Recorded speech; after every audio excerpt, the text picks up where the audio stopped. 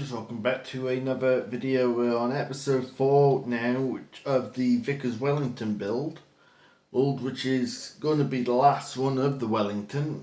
And we got here, of course, our Mk1a, the Wellington. So pretty much the plan is get the water slides onto our Wellington, and then we will move on to the history of the Wellington and the little bit of information I have managed to get pretty much managed to get hold of this aircraft as well. Well, I have had some help, of course. He helped us out with the Tempest, so he's helped us out again. And so, unfortunately, trying to find some information on some IAF aircraft is getting to be harder than it used to be. It's either that or it's just the odd one or two aircraft is harder. Right, we'll do the first water slide like this normally, and then what we'll do then is we'll move on to time lapse and for the rest. It's unlike any other IAF aircraft, it hasn't got the red, white and blue on the fin, which is odd.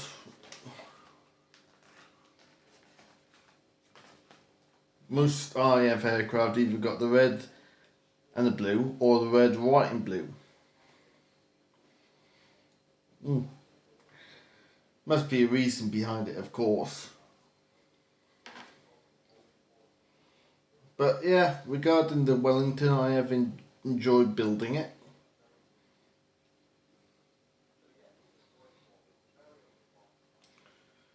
Roughly where that is.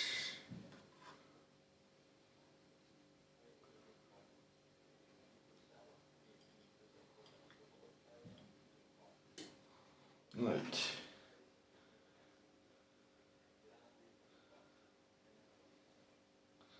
Nearly there for the first one, which is one of the Randalls.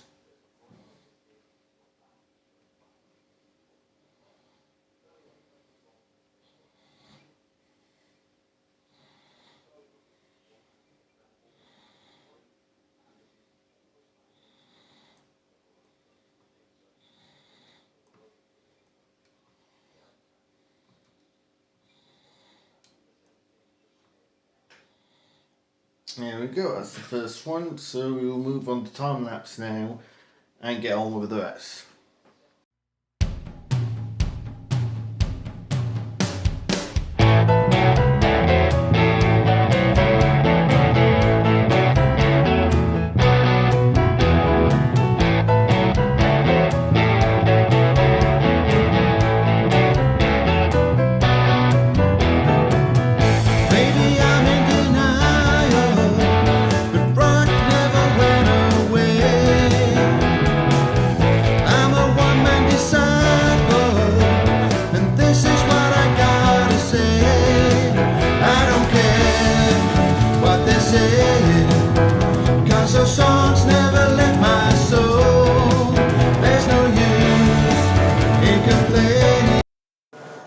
Right, fellow Rangers, as you can see, our Wellington Mk1a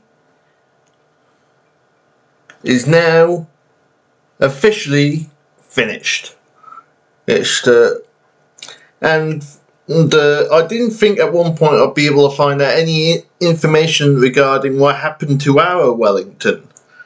And I did manage to find a photo of it, but, well, apparently it's a photo of it, but I wasn't able to find any information on it for quite some time. Oh yeah, obviously I've got the bomb bay open, of course, if you're new to this build, but I strongly recommend watch the first episode of the Wellington. But yeah, essentially, thanks to Christopher Thomas, that we now know exactly what has happened to our Wellington, and big thank you to you, Chris. I had no way of knowing. I have been digging up everything that I could find and a lot of it didn't add up. But it's differences what is to it, and to the information I was able to find, and it was just getting ridiculous. So yeah, so that's our beautiful Wellington done now. And there will be a video coming up soon regarding going up to IF Cosford, where I was able to actually see one of in all honesty, I didn't think I'd ever be able to do this. I was able to go up to IF Cosford and see one of the two that Wellingtons that's left. Yes, the Mk1a Vickers Wellington, and it's incredible. It's nice to. I've been looking for this aircraft for over 10 years, and I didn't know that it went in for full restoration over 10 years ago. Or just over 10 years ago, so that's why I couldn't find anywhere. So I sort of gave up the search, not knowing that it was actually being restored. But she's still around, that's all that matters. There's one of the last Vickers Wellingtons. At one point she was the only Wellington left, as till the 80s no one had rescued Arthur Robert, which was found in Loch Ness by the Americans. So, right, let's get on with the history of the Vickers Wellington. Well, before we go to the bit that everyone either likes or don't like, the bits I can say already. The Vickers Wellington was designed by Rex Pearson and Barnes Wallis, the famous Barnes Wallis, the man who created the bouncing bomb as well, the R100 airship, where he got the actual structural designs for the Wellington, essentially. The Cookie and the earthquake bomb, to my knowledge. It's there is some yes, he might have done a little bit more work on Wellington than Barnes Wallis, but he was not the chief designer. Rex Pearson was at the time. So, just a fun fact, I was at IF Cosford. As of filming this, I was there today, and I did catch someone in military uniform saying that Barnes Wallis was the sole designer, and I had to bite my tongue a little bit because I didn't want to just show him up. But anyway, time for the history of the Vickers Wellington. The Vickers Wellington, nicknamed the Wimpy, is a British twin-engined, long-range medium bomber. It was designed during the mid-30s at Brooklands in Weybridge, Surrey. Led by Vickers Armstrong's chief designer Rex Pearson. A key feature of the aircraft is its geostructural airframe fuselage structure, which was principally designed by Barnes Wallis. Development had been started in response to Air Ministry Specification B9/32, issued in the middle of 1932 for a bomber for the Royal Air Force. The specification called for a twin-engine day bomber capable of delivering higher performance than any previous design. Other aircraft developed to the same specification included the Armstrong Whitfield Whitley and the Hamley Page Hampton. During the development process, performance requirements such as for the tier weight changed significantly, and the engine used was not the original one intended. Despite the original specification, the Wellington was used as a night bomber in the early years of the Second World War, performing as one of the principal bombers used by Bomber Command. During 1943, it started to be succeeded as a bomber by the larger four-engined heavies, such as the Avro Lancaster. The Wellington continued to serve throughout the war in other duties, partially as an anti-submarine aircraft with RAF Coastal Command. The Wellington was the only British bomber that was produced for the duration of the war, and was produced in a greater quantity than any other British bomber. The Wellington remained as frontline equipment when the war ended, although it had been increasingly relegated to secondary roles. The Wellington was one of two bombers named after Arthur Wellesley, 1st Duke of Wellington, the other being the Vickers Wolseley. A large, heavy bomber aircraft designed to specification B-135, the Vickers Warwick, was developed in parallel with the Wellington. The two aircraft shared around 85% of their structural components. Many elements of the Wellington were also reused in a civil deactivated the Vickers VC-1 Viking.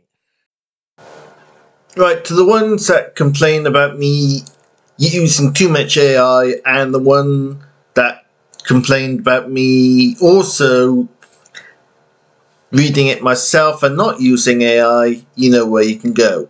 Anyway, thanks to Christopher Thomas, that's the man who helped us find out the fate of our Hawker Tempest that we recently built. Fair play to the gentleman in question, and he has managed to find out what's happened to our Wellington, and which is registration number essentially is N2871. And he's managed to find it in the book. Fair play to the man, I will give it to him. Of course, it'll come up on the screen now as I'm reading it. It says here, both engines cut out on approach, undershot runway, and wheels retracted to stop. Can't read that last bit. The 24th of the 9th, 1944. So I'm going to guess that the aircraft was written off. I'm going to guess that. Right. Yeah, another bit of information I've been able to find out about our Wellington, and I'll read it out as I've managed to find it. It says here, Vickers Wellington N2871 was a Mk1a bomber that served with number 149th Squadron and was damaged by flak during a raid on Wilhelmshaven on December 18th, 1939. The aircraft, code-named WSB, was forced to land at a North Coast filter in Lancashire due to a leaking fuel tank after a bombing run against German warships. The the crew was rescued, and the aircraft was later assigned to other squadrons. And we have a photo of that, the only photo I've been able to find of our aircraft, which will come up now.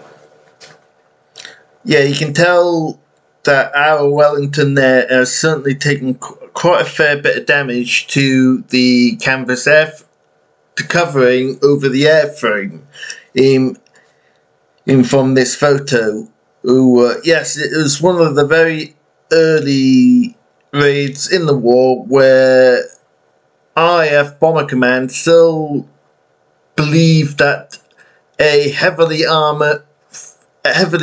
equipped bomber would be able to fight its way into enemy territory, bomb its target, and come back. Of course, that wasn't the case. He said a lot of air crews were lost in its early part of the war. That's until we pretty much transferred from daylight operations to nighttime operations, and this is when we did warn the Americans regarding this in 1943 when they started bombing German targets as well in the daytime. We did warn them, but of course the Americans, I know more than you, and you know the idea. Right, fellow Rangers, that is it for our Vickers Wellington. Essentially, he pretty much is everything I've been able to find out on our aircraft, and thanks once again to Christopher Thomas. That's for helping me out. Once again, your help has been more than appreciated on finding out any information, because I don't know why it's becoming harder and harder at the moment. But also, fellow Rangers, if you do get an opportunity to go to RAF Cosford, I strongly recommend it, because it's thanks to a lotto grant that they had a couple of years ago to get their Abro Vulcan back in airworthy condition. And all you got to pay is the parking to go there, and it's well worth it. It essentially is £7 for all day. That's cheap, and fair play to them. They deserve more than that, really. But yeah, that is one of the best things. But while I was at RAF Cosford, the day of when I went to see the Vickers Wellington, I did speak to one of the volunteers, and they have all the information regarding the service records and history of their Wellington, and they're happy to allow me to use that information as in making a video for you all. So essentially, if you would like me to do a video specifically on the Mark 10, which is one of only 2 Wellingtons left in existence, please let me know in the comments section below. As I think it would be a very interesting aircraft to find out what actually happened to it throughout its life. I know it was part of RAF Coastal Command at one point as well. So yeah, essentially that is it for our Wellington, and it is, I know I'm biased, it's one of my favourite bombers. It's the underdog. Okay, you know me, fellow Rangers, I love the underdog story, the aircraft that people don't think is going to be able to do something, and yet it's able to, surprisingly better than many. It's like another fact which I didn't mention in the history of the Wellington was during when Bomber Harris essentially became the head of Bomber Command, and he started doing the 1,000 bomber raids. It's with the 4-engine bombers, with such as the Avro Lancaster, the Hamley Page, Halifax, and the Shorts, Stirling. But they weren't the main bulk of the 1,000 bomber raids. These were essentially the Vickers, Wellington, the Hamptons, and I can't remember off the top of my head. The Hamptons and the Blenheims made more of a played a big part of those 1,000 bomber raids than people let on. One of the it's like another one, for example, one of the early test flights for the bouncing bomb was actually dropped from the Wellington. And because Barnes Wallace, I don't know if this is true or not, or is it just a film, so apologies if it's not right. He said that he was asking for a bomber so that he could test his theory. The IAF looked at him and he said, well, I did design the Wellington, so I think I should be able to have one to do the test flight. And Mutt Summers and him went up in the Wellington and to get the rough idea.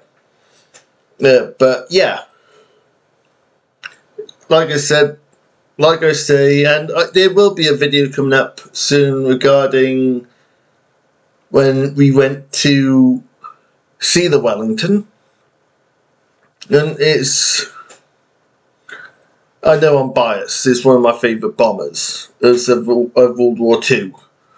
But it looks as beautiful as it does yes, it looks really beautiful in scaled down version, but even more beautiful in person, and to me that's a bucket list accomplishment, and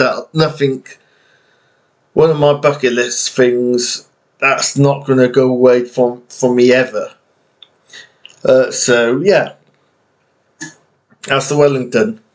Thank you to all who served in Wellingtons and all the other bombers for the Allied forces during World War II, who the government didn't look after you guys that well after the war because of German propaganda. Makes you really think, don't it? Who our government supports us? Do they? I'll leave that for you lot to decide. I'm not getting involved with it because that's politics and I don't want nothing to do with it.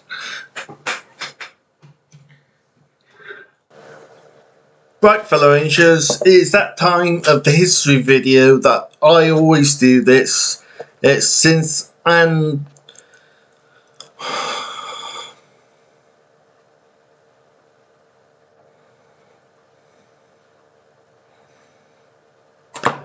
Right, fellow Rangers, it is that time of the history video that I always do. Since I've been given official permission to use it, it is time once again for the charity I'd like to personally support and help, simply because they're not just after your money like many other charities out there. And that is Models for Heroes. Yes, Models for Heroes. They are a charity that is out there to support British servicemen and women through very hard and difficult times regarding mental health and regarding that. And I, through the aid of model kits.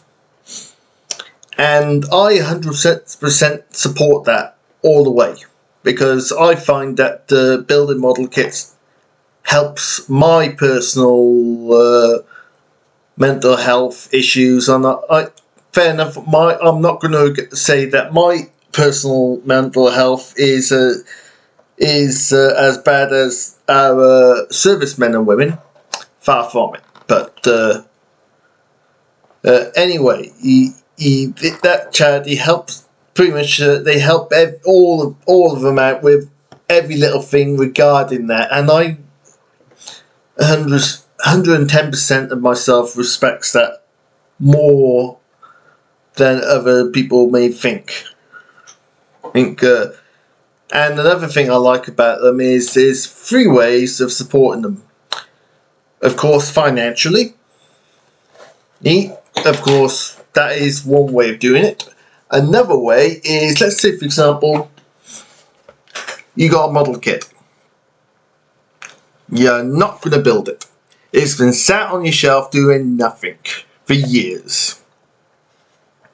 And rather than it sat there doing nothing, why don't you donate it to Models for Heroes, where a veteran could use it to help?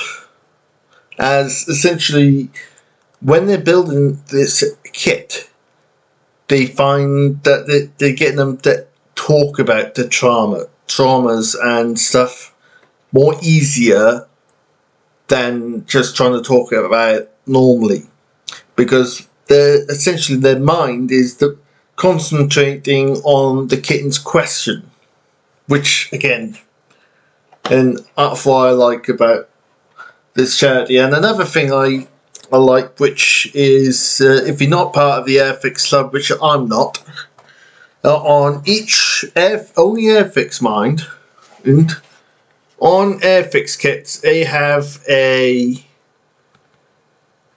tokens, and if you're part of the Airfix Club you can redeem these tokens to claim a kit, or do what I'm doing.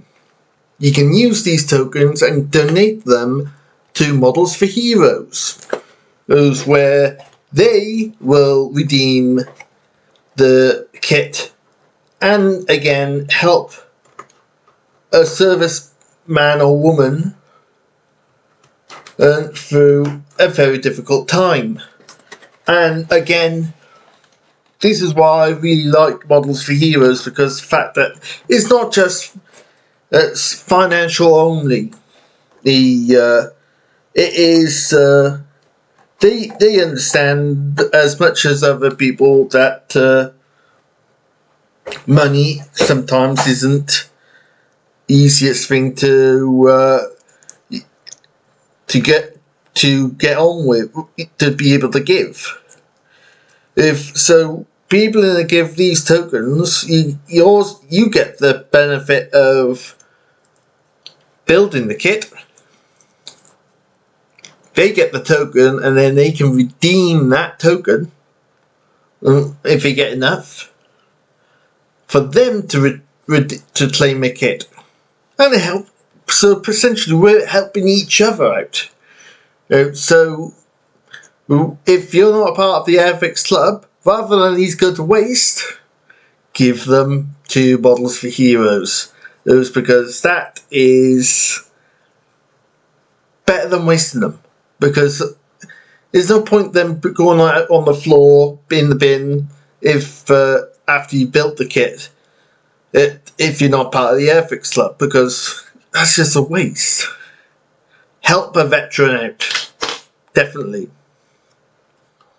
Right, fellow Rangers, it is that last but not least part of the history video. I get my father to pick what kit out of my stash of model kits that I've got to build next. So he picks an aircraft, because I preferably prefer building aircraft. After he picks one and then he puts it to one side, so then I know what kit I'm building next. I let him do this simply because I never know what he's going to pick, and rather than me just pick one out of random, it's much more fun to see what he's going to have me do next. So the latest kit build is the one, the only, the soft rift pup. Definitely a soft rift pup, and yes, when I went to Eye of Cosford, we seen a replica as well, so we got more footage with that too. So, right, fellow Rangers, if you have enjoyed today's video, please put a like on it, as it would be very much appreciated. Also, if you've managed to make it this far, which, thank you very much. If you made it this far, please consider subscribing to the channel, as pretty much as the channel grows and eventually the channel can become financially more better, as in I can actually earn off YouTube, the more I can do regarding the channel itself. So, getting there. Anyway, thank you very much for watching, fellow Rangers. I hope you all take care, keep doing what you enjoy doing, and this is the Lone Ranger, signing out.